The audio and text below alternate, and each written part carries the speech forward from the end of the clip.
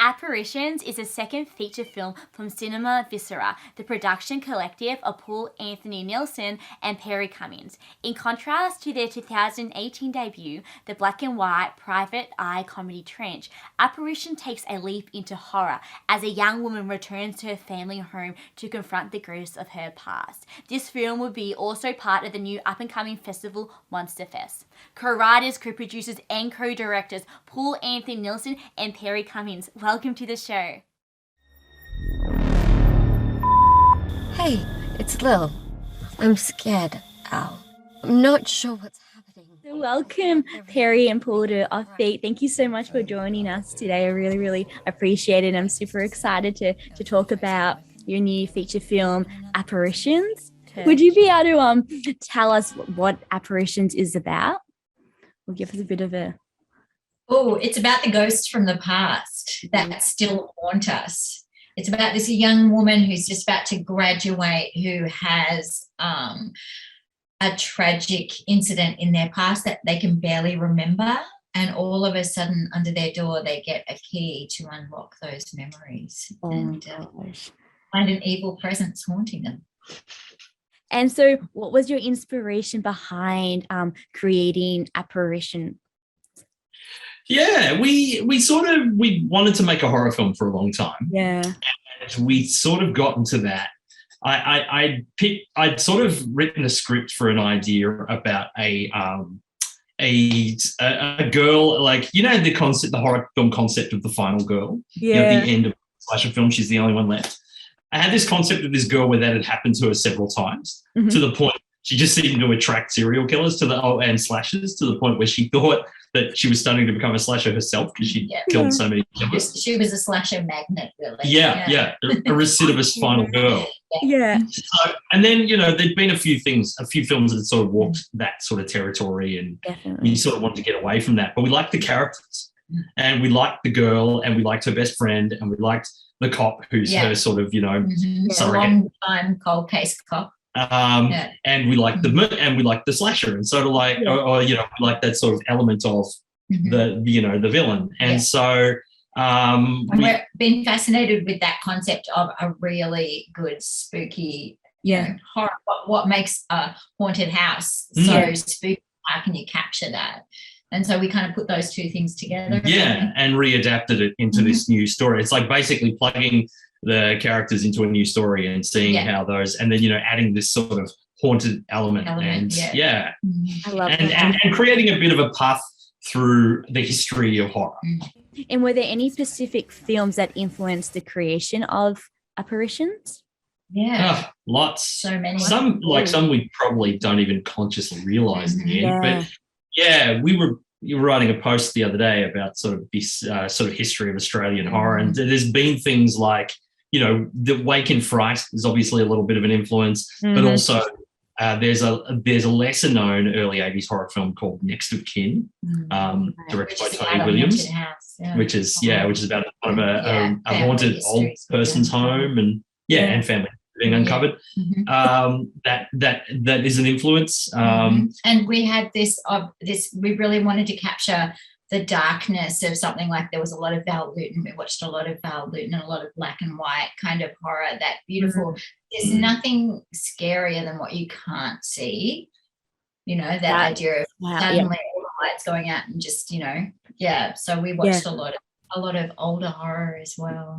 But there's a great, like, a real homage to the Australian Gothic. Of course, you can't have Australian Gothic without having a truly spooky pub and some truly sweetly creepy publicans. And so we've got this beautiful acting team of Christina Benton and Stefan Dennis. The publicans, who are so sweet, they're completely creepy. So you, Perri and Paul, both you co-wrote it, co-produced it, co-directed it. Beautiful. What was that process like doing? Hilarious. Our crew ended up calling us like two directors, one brain through the process, because we do a lot of collaboration together. You know, so that's, you know, we start to pretty much direct it from writing. Everything becomes a collaboration. You don't remember wrote what, or yeah, even now it's like Yeah. we added this line. It's like I don't know who added that. You know, it's like it's one. So it's just all they all blend in the Yeah. end. And Paulie has a fantastic visual eye. Like he's really beautiful at the visuals and the action and stuff like that. And I'm a bit of a kind of like, I love to work with the actors. Being an actor yourself. Yes, I can imagine. Like I always feel like it's my unwritten kind of duty to kind of hold the emotional content. So the Paulie and I will always discuss everything before we go on to set. We usually had this ritual where we go and we'd have a coffee and we'd chat about everything. Beautiful. And then so that we were kind of you know, one when we go and be a united front and really understand what we wanted out of each moment. Oh, love it. So, your previous feature Trench was a black and white riff-off of the Private Eye film, whereas Apparitions is more of a moody, atmospheric horror. Was that your intention to do something very different from Trench? I love genres. I've always loved genre cinema. So I'm very much, I want to kind of, you know, like I love film noir and I love old sort of movies, and we wanted to, and there's something about being an independent, you know, like an independent film. Let's go with the independent filmmaker who wants to. There's a certain itch that every indie filmmaker goes through wanting to kind of make a black and white micro budget sort of, you know, homemade type film where, you know, you do most of the roles yourself, and that was kind of Trench for me. It was like, and finding a way in, but also we're sort of telling these sort of, you know, female-led stories as well. There's a few interesting through lines that we discovering about ourselves as filmmakers, like, you know, strong female characters. You know, there's the three leads in this are females. And also that we really love the idea of, you know, these heightened genre works, but the people that we put in them are very real. So, you know, they're quirky and they're vulnerable and they don't suddenly, you know, have superhero powers, or, you know, like if they're in trouble, they're really in trouble. You know, they're just likely to, you know, collapse on the ground and cry, you know, because they're real people in these heightened situations. I think. Exactly. And, you know, Kate O'Connor, who plays our lead, who's the debut, she's our kind of secret weapon in a lot of ways, because she's never made a film before, and I feel like people are going to really discover something. And she is she's my daughter. Oh, beautiful. That's so lovely. That's so special. We sort of create with our actual family and with our constructed family, you know, we do work in that theatre way, that we have, like, you know, almost like a repertory of fantastic actors that we want to continue to work with, and, you know, amazing crew and creatives that, you know, we just want to keep growing with. I think collaboration is really important for us. And allowing everybody to have a voice in the field that they really are wanting to grow in, and, you know, that's something that we want to keep developing. Like next work, we really want to go into a development phase where we can bring our key actors and our key creatives in at a really early stage, so that you know, that they have an ownership on the work, because, you know, I love that. And so we've talked about it. You mentioned how it was shot in the bush. It was shot in the Australian regional Victoria. Did you shoot it? Yeah, we sort of had a bit of both, because we shot scenes in a cafe up the road in Coburg, through some favourites of ours, and then went out to we went out to Githo, which is past Lock, which is where our haunted house was located. And then we went to Mount Egerton to shoot our climax. Which was perfect. But they're all the same place, though. They aren't really all these different miles apart.